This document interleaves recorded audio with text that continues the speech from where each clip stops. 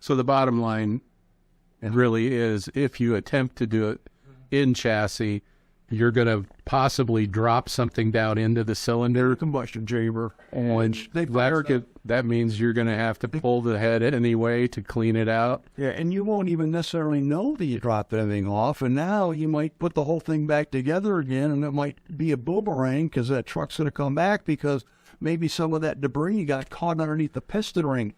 You know, use a hold-down device for the machine shops to hold the injector sleeve in place with a little hold-down device with the head off that you have to secure with a nut and a flat washer, which won't damage the face of the head, to secure that sleeve to that casting.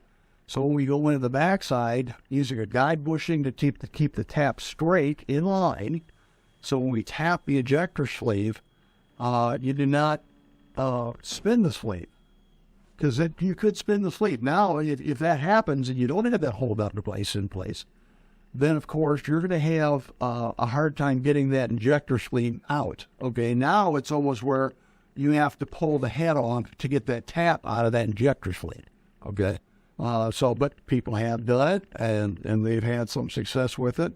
But our tooling has always been designed to be used with the head off.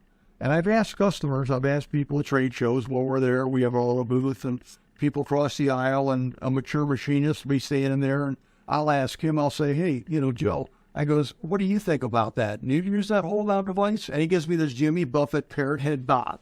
So I know that, yes, he's had that problem where he's had to fight getting that thing off because he tried to cheat the system without that little hold-down device to hold that sleeve secured to the cap ring.